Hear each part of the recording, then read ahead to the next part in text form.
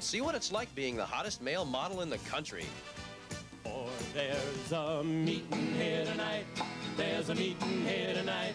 I know you by your friendly face. Then witness the folk music revival. These people have given up punk rock in an effort to bring back an era. And our Hollywood insider Marilyn Beck has the... Don't go away. There's a meeting here tonight. There's a meeting here tonight. Was really popular. Well, then came the Beatles, and soon after that, the British invasion. And folk music sort of took a backseat to it all. But today, there is a serious effort to bring it all back. In the 1950s and early 60s, if you wanted to play folk music, this was where you came, Greenwich Village. In these back alleys and clubs, the Weavers were born. They were the first singing group to make folk music a commercial success. If Greenwich Village was the hub, Folk City was certainly at the center of it. It was here that Bob Dylan played to his first audiences, as did Judy Collins and a countless number of others. In 1964, with the arrival of the British groups, folk music was no longer the mouthpiece of the generation that had originally embraced it. It seemed that this style of music had lost its place in the sun forever. But today, 20 years later, a new generation is trying to revive the folk music tradition. 1, 2, 1, 2, 100. Tom Goodkind, Lauren Agnelli, and Bruce Paskow are the Washington Squares. People always ask us, why folk?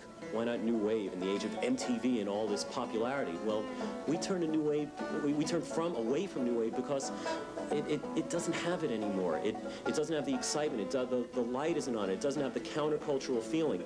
The Washington Squares see folk music as an important political tool with its roots in the civil rights and labor movements.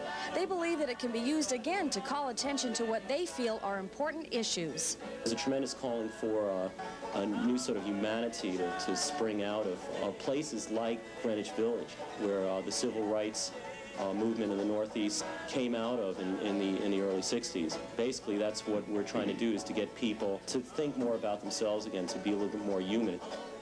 Test, 1, 2, test. Testing. Is this thing on? Listening to this group play, you would never guess that their roots were in new wave.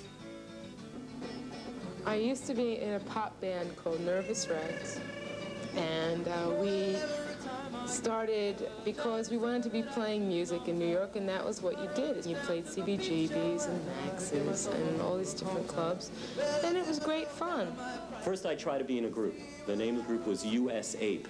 It stood for United States Anglo-Protestant Ethic, which was a joke, because most of us were Jewish in the band, and had no ethics. That's true. I was in a band called the Invaders, and it was just, for me, it was really a way to get my rocks off. I was about 22 years old, and all I really wanted to do was jump up and down and play excruciatingly loud guitar. She my baby, oh, she my girl, she my baby, anyhow. Tonight, the Washington Squares are playing Folk City.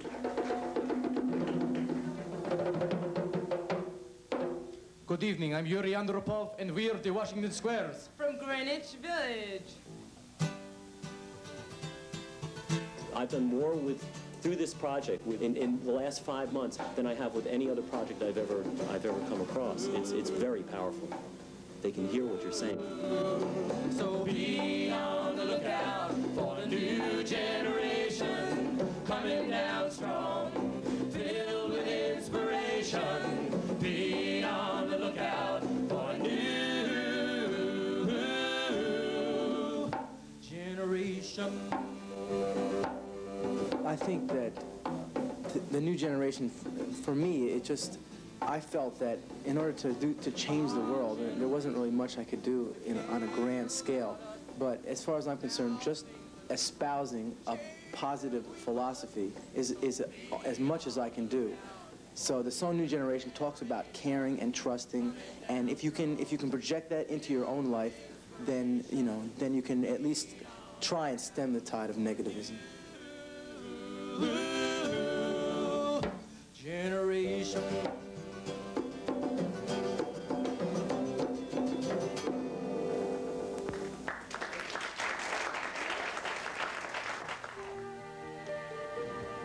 Those Washington Squares really can put together some great harmony.